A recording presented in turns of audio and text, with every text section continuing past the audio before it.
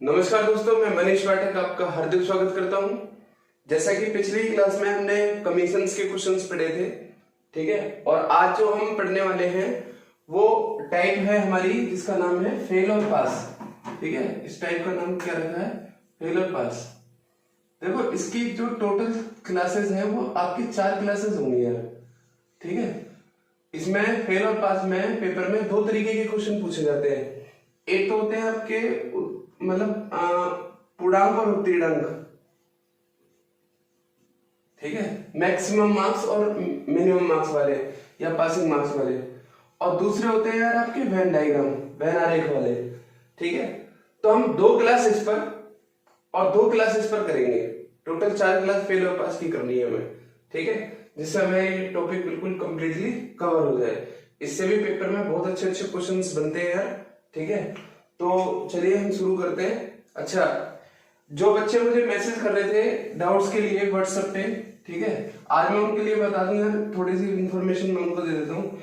दरअसल ऐसा है कि व्हाट्सएप पे बहुत सारे ग्रुप्स हैं यार, ठीक है। बहुत ऐसे पुराने बच्चे भी पढ़े जो शुरू से व्हाट्सएप में ग्रुप में ऐड कर लिया। मुझे खुद नहीं पता कि मैं कितने ग्रुपों में ऐड हूँ, ठीक है। तो थोड़ा सा मैं व्हाट्सएप पे कम ही ध्यान देता हूँ, ठीक है। उसकी वजह से क्या होता है कि आपके जो जरूरत के क्वेश्चन है, जो डाउट्स है, वो हो नहीं पाते हैं। तो इसलिए मैंने आज आपके डाउट के लिए बिल्कुल समस्या दूर कर दी है। और आज से आप टेलीग्राम चैनल ज्वाइन कर लेंगे जिसका नाम है मैथ्स बाय मनीष पाठक, ठीक है, मैथ्स बाय मनीष पाठक। पर थोड़ा सा यार इस ग्रुप की डिग्निटी को बना कर रखना, ठीक है। आलतू फालतू के मैसेजेस बंद कर देना कि इस मैसेज को 11 लोगों को फॉरवर्ड करें कि 10 लोगों को फॉरवर्ड करें, ठीक है। थोड़ी सी डिग्निटी बना कर रखनी है आपको। और इस चैनल को आप टेलीग्राम डाउनलोड कर लीजिए अपने मोबाइल में और इस चैनल को मेरे को ज्वाइन कर लीजिए। जो आपके डाउट आते हैं आप यहाँ पर पूछ लेना, मैं आपको सोल्यूशन दूंगा, ठीक है। चलिए शुरू करते हैं फेल और पास की टाइप। वीडियो को लाइक शेयर कर दिया करो, ठीक है। हालांकि आपका बहुत बेहतरीन प्यार मिल रहा है, ठीक है, इसको बनाए रखो और सपोर्ट करो। जो भी आपके यार दोस्त हैं, पढ़ने वाले हैं, ठीक है, उनको भी आप इस वीडियो के बारे में बताओ, ज्यादा से ज्यादा शेयर कर दो, ठीक है, ताकि हमें भी पढ़ाने में अच्छा लगे। देखो, सबसे ज्यादा जो टीचर को उत्तेजित करती है बात वो यही है कि उसके स्टूडेंट उसको कितना पसंद कर रहे हैं, ठीक है। चलिए, मैं बहुत मेहनत कर रहा हूँ आपके लिए भी। चलो शुरू करते हैं। पहला क्वेश्चन, एक परीक्षा में उत्तीर्ण होने के लिए 40% अंक अनिवार्य हैं। एक प्रतियोगी को 220 अंक प्राप्त होते हैं और वह 20 अंकों से फेल हो जाता है। तो बताइए परीक्षा के में अधिकतम अंक कितने थे? ठीक है, क्वेश्चन आपने पढ़ लिया होगा स्क्रीन पे। चलिए हम शुरू करते हैं। भाई देखो, एक विद्यार्थी 40% अंक लाएगा तब किसी पेपर में पास होगा। अब एक विद्यार्थी 220 अंक तो लाया, मैंने मान लिया पासिंग बाउंड्री ये है और विद्यार्थी यहाँ है, ठीक है।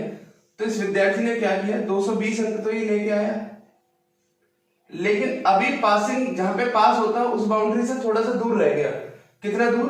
20 अंक।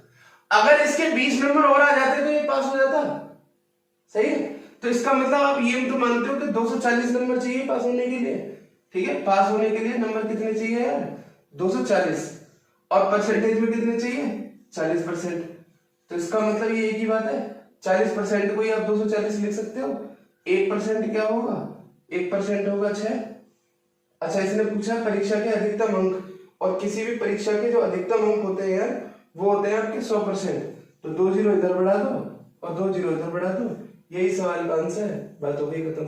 बिल्कुल बेसिक से मैंने स्टार्ट किया है, बहुत ही आसान सा सवाल है ये, ठीक है। हम और बेहतरीन सवाल डिस्कस करेंगे 2 पार्टों में। हम इस फेल पास की पास और मिनिमम मार्क्स और मैक्सिमम मार्क्स और पासिंग मार्क्स वाले क्वेश्चनों को 2 पार्ट में करेंगे, फिर 2 पार्ट हम बनाने के लिए करेंगे, ठीक है भाई। चलो, स्टेटमेंट आपको पढ़नी है और उसके हिसाब से दिमाग में एक इक्वेशन सेट करनी है। जैसे अगला सवाल आपकी स्क्रीन पर आ रहा होगा, एक छात्र को एक परीक्षा में 30% अंक प्राप्त हुए और वह 6 अंकों से फेल हो गया, जबकि दूसरे छात्र को 40% अंक प्राप्त हुए और उसे उत्तीर्णांक से 6 अंक अधिक प्राप्त हुए। तो अधिकतम अंक क्या है, ज्ञात कीजिए। भाई देखो, एक लड़का जो है वो 30% नंबर लेके आया और पास होने के लिए जितने भी नंबर चाहिए थे उससे 6 नंबर दूर रह गया। तो चलो मैं इसको अगर 6 नंबर बढ़ा दूं तो ये पास हो जाएगा, नॉर्मल सी बात है। ठीक है, दूसरा लड़का जो है वो कितने नंबर लेके आया, वो लेके आया 40%, और ये पास होने के लिए कितने नंबर ज्यादा लेके आया, 6 ज्यादा लेके आया। तो अगर मैं इसमें से 6 माइनस कर दूं, 6 माइनस इसलिए किया मैंने ताकि ये इक्वेशन इसके साथ बैलेंस हो सके। ठीक है, अगर कोई कमजोर है और कोई ब्रिलियंट है तो हमें उनको बैलेंस करना है, तो जिसके पास ज्यादा नंबर है उसके कम करने पड़ेंगे, जिसके पास कम है उसके बढ़ाने पड़ेंगे, तभी जाकर के आपस में बराबर हो जाएंगे। समझ में आ गई अब तक बात? हम इन दोनों को इसलिए नहीं जोड़ सकते मेरे भाई क्योंकि ये परसेंटेज है, ये मार्क्स है। ठीक है, तो परसेंटेज की कैलकुलेशन हम परसेंटेज के साथ करेंगे और मार्क्स की कैलकुलेशन मार्क्स के साथ करेंगे। तो आप ये कह सकते हो कि 10% का जो मान होगा वो कितना होगा, 12, क्योंकि 30% उधर जाएंगे तो माइनस हो जाएंगे, 10% बराबर 12, और 100% बराबर क्या होगा, 100% बराबर होगा 120। किसी भी परीक्षा के जो मैक्सिमम मार्क्स होते हैं, पूर्णांक जो होता है वो 100% होता है। तो अगर इस सवाल के अंदर वो पूर्णांक पूछे तो आप पूर्णांक बता सकते हो यहाँ से कितना, 120। अच्छा, 3 टाइप के सवाल इसमें पूछे जाते हैं। एक तो पूछा जाता है मैक्सिमम मार्क्स, एक होता है पासिंग मार्क्स और एक होता है पासिंग परसेंटेज। तो अगर इसने मैक्सिमम मार्क्स पूछे हैं तो इस सवाल का आंसर यही है। अगर इसी सवाल के अंदर वो मैक्सिमम मार्क्स ना पूछ करके वो आपसे ये पूछ लेता कि भैया पास होने के लिए मिनिमम मार्क्स कितने चाहिए, पासिंग मार्क्स कितने चाहिए, तो आपको करना क्या था कि जैसे 10% का मान आपने निकाल लिया यहाँ पे 12, तो अगर 10% का मान 12 है, मैं दोनों तरफ 2 की गुणा कर दूं तो 20% का मान 24 हो जाएगा। अगर मैं इसी तरह दोनों तरीके से 3 की गुणा कर दूं तो 30% का मान 36 हो जाएगा, और वही 30% की जगह मुझे यहाँ 36 रखना है, यहाँ पे 6 है ही, तो 36 और 6 42। पास होने के लिए कितने नंबर चाहिए, 42। अगर नंबर में कन्वर्ट करना है मेरे भाई तो इस परसेंटेज को नंबर में कन्वर्ट कर दूं, ये तो नंबर में है ही है।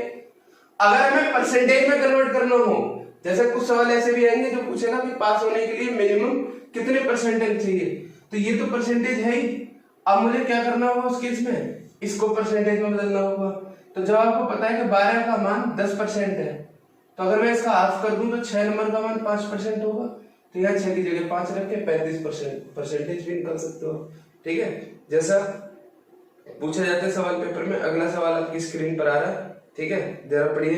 एक प्रतियोगी परीक्षा में एक विद्यार्थी को 20% अंक प्राप्त होते हैं और वह 30 अंकों से फेल हो जाता है, लेकिन दूसरे प्रतियोगी को 32% अंक प्राप्त होते हैं और उसे उत्तीर्णांक से 42 अंक अधिक प्राप्त होते हैं।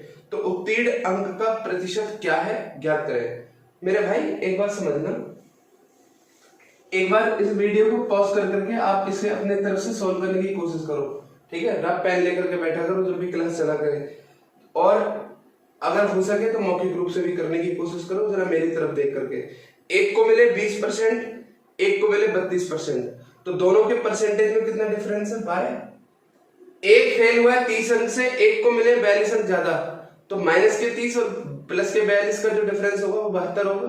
12% का मान 72, 1% का मान 6, 100% का मान 600। अगर मैक्सिमम मार्क्स पूछे तो 600, वरना 1% की वैल्यू अपने 6 निकाल लिए। इसने पास होने का परसेंटेज पूछा, 6 नंबर की वैल्यू 1% है, तो 30 नंबर की वैल्यू कितनी होगी, 5%। 20 में 5 जोड़ दो, 25% आपका आंसर है। ठीक है, चलो मैं लिख देता हूँ जैसी जैसी इसकी स्टेटमेंट है। एक लड़के को नंबर कितने मिले मेरे भाई, 20%, ये 30 से फेल हो गया, 30 मैंने जोड़ दिए। दूसरे को मिले 32%, ये 42 नंबर ज्यादा लाया है, इसलिए इसके मैंने माइनस कर लिए ताकि आपस में बैलेंस हो सके। तो आप ये जानते हो यहाँ से कि 12% का मान जो होगा वो कितना होगा यार, 72। 1% का मान जो होगा वो होगा आपका 6।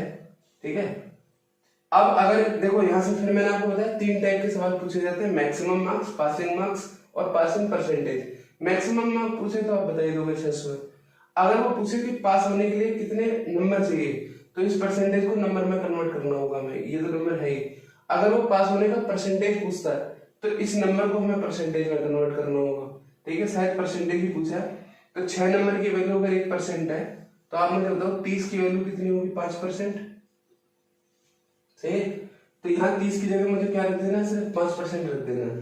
तो 20% प्लस 5%, तो पासिंग का जो परसेंटेज हो जाएगा वो हो जाएगा आपका 25%। इस तरफ से भी आप सॉल्व कर सकते हो, यहाँ पे 7 रख के 25 - 7 32 माइनस 7 वो भी 25 आ जाएगा। समझ में आती चल रही बात? बहुत ही आसान से सवाल है, लेकिन पेपर में आ सकते हैं यार, आते भी हैं, ठीक है। और बहुत अच्छे अच्छे सवाल भी हम डिस्कस करेंगे। वीडियो को पूरी देखा करो, ठीक है, और कॉपी पेन लेकर के बैठा करो और लोगों को भी बताया करो, ठीक है, शेयर भी किया करो। यही आपकी इसके लिए गुरु दक्षिणा है और कुछ नहीं है। यहाँ आपको कोई फीस नहीं देनी, कुछ नहीं देना, कोई चार्ज नहीं, कोई कुछ नहीं, ठीक है ना, कोई पेड कोर्स कुछ नहीं है। बस आपकी गुरु दक्षिणा मेरे प्रति इतनी है कि आप इस वीडियो को ज्यादा से ज्यादा शेयर कर दो, ठीक है, ताकि हमारे इतने सब्सक्राइबर वगैरह हो जाएं कि हम लाइव पढ़ाई करें, ठीक है। हाँ जी, चलो अगला सवाल है, एक प्रतियोगी को 30% अंक प्राप्त होते हैं और 5 अंकों से फेल हो जाता है, तो 30% प्लस 5, जबकि दूसरे को 40% अंक प्राप्त होते हैं और उसे उत्तीर्णांक से 10 अंक अधिक प्राप्त होते हैं, तो 40% माइनस 10, तो 30 का और 40 का जो परसेंटेज में अंतर होगा वो होगा 10% का। 10% की वैल्यू 15 है। इसने पूछा कि उत्तीर्ण होने के लिए कितने नंबर चाहिए, उत्तीर्णांक क्या है। तो अगर 10% की वैल्यू 15 है तो 30% की वैल्यू तो 45 होगी, 45 प्लस 5 50, ठीक है। मौखिक रूप से कर सकते हो, कुछ नहीं है। 30% नंबर लाया, 5 से फेल हो गया, दूसरा 40% नंबर लाया और 10 अंक ज्यादा है तो माइनस 10 कर दिया। इसको इधर ले जाओ, इसको इधर ले आओ, तो आपको पता है कि 10% की जो वैल्यू हो जाएगी वो हो जाएगी 15।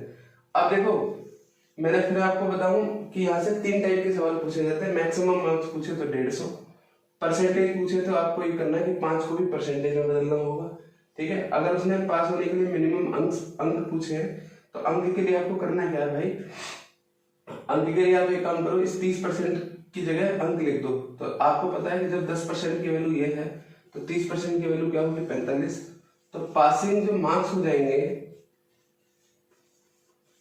पासिंग मार्क्स बराबर ये हो जाएगा आपका 45 प्लस 5 यानी 50।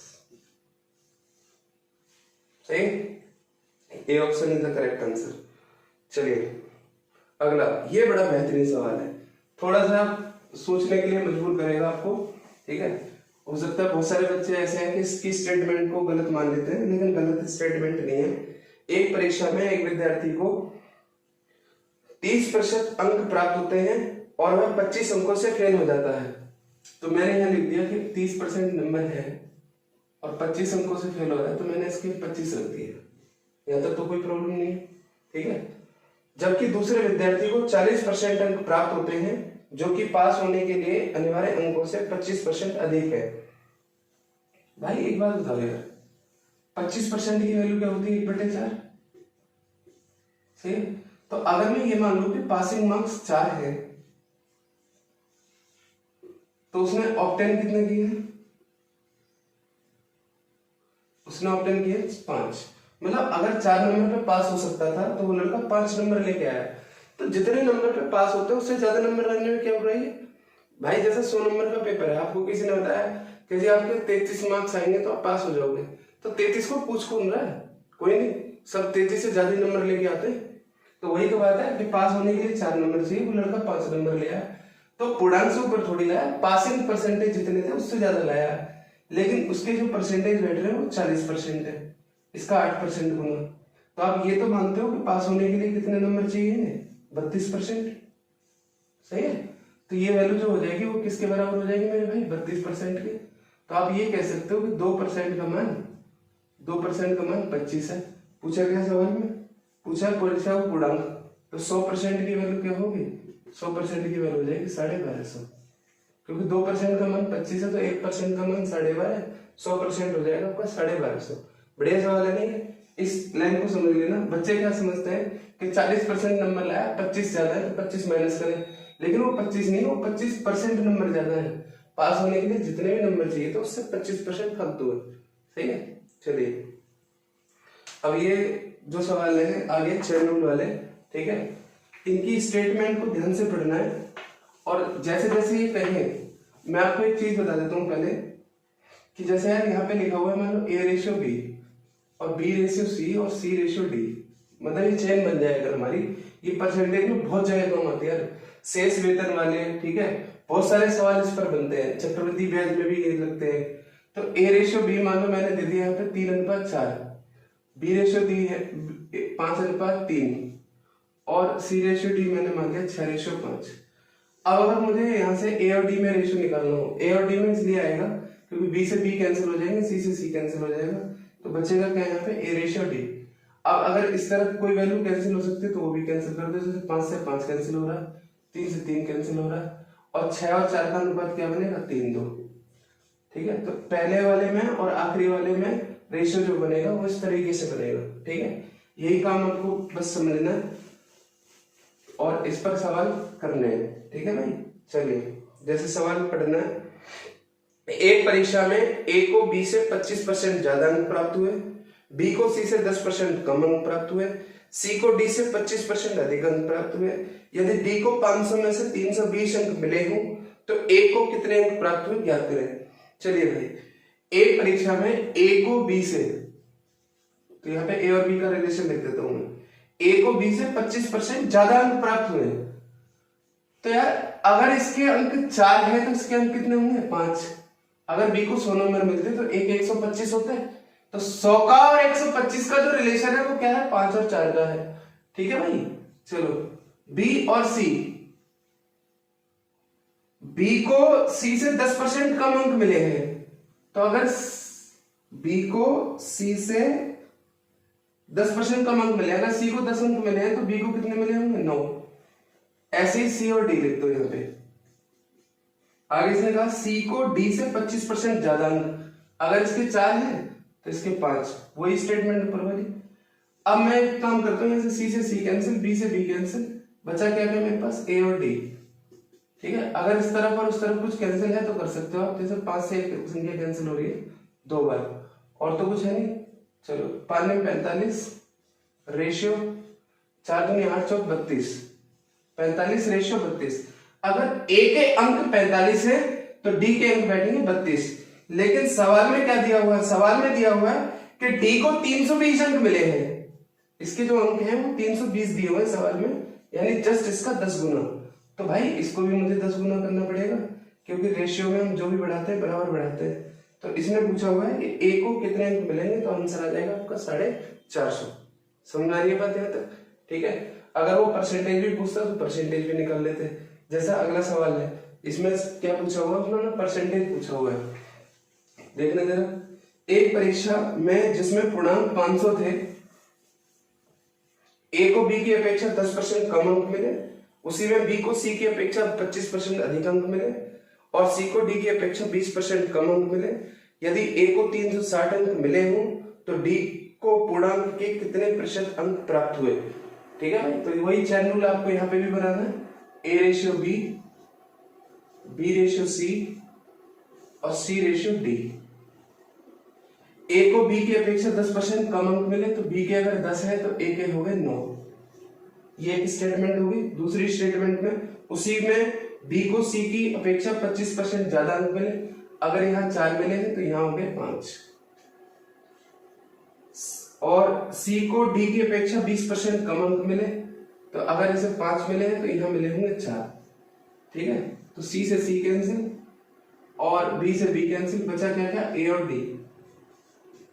ए और डी अगर है तो 5 से 5 कैंसिल, 4 से 4 कैंसिल, क्या रेशियो बनेगा 9:10। इसकी जो वैल्यू सवाल में दे रखी है वो दे रखी है आपको 360। कितने गुना मेरे भाई 40 गुना। अगर मैं इसको 40 गुना कर दूं तो 400। अगर ए के मार्क्स 360 है तो डी के मार्क्स कितने बैठ रहे हैं 400, लेकिन इस बार उसने डी के मार्क्स नहीं पूछे, परसेंटेज पूछा है। तो परसेंटेज ऑफ डी निकालने के लिए आपको क्या करना पड़ेगा, 400 आउट ऑफ 500 गुणा 100। इतना तो आप जानते ही हो यार। ठीक है, कंपटीशन की तैयारी कर रहे हो, अगर 500 में से किसी बच्चे को 400 नंबर मिल रहे हैं तो उसके परसेंटेज मार्क्स कितने होंगे, 80% होंगे। तो चैन रूल वाले क्वेश्चन हमने यहाँ पे कर लिए। ठीक है, उत्तीर्णांक के और बेहतरीन जो मेंस लेवल के क्वेश्चन है वो हम अगली क्लास में डिस्कस करेंगे। ठीक है भाई, पार्ट 1 है ये उत्तीर्णांक और पूर्णांक का। पार्ट 2 में आपको और अच्छे क्वेश्चन डिस्कस करने के लिए मिलेंगे। ठीक है, आप अपना कोई भी डाउट कमेंट में भी मुझे यहाँ पे लिख सकते हो, और कमेंट के अलावा आप अपना कोई भी डाउट, मैंने आपको अपना टेलीग्राम चैनल बता दिया, मैथ्स बाय मनीष पाठक, उसे आप ज्वाइन कर लो। वहां पे कोई आलतू फालतू की बात नहीं करेगा, सिर्फ अपने पढ़ाई से रिलेटेड अपने डाउट पूछ सकते हो। वीडियो को ज्यादा से ज्यादा लाइक शेयर करते रहना, ठीक है। आज के लिए इतना ही, धन्यवाद।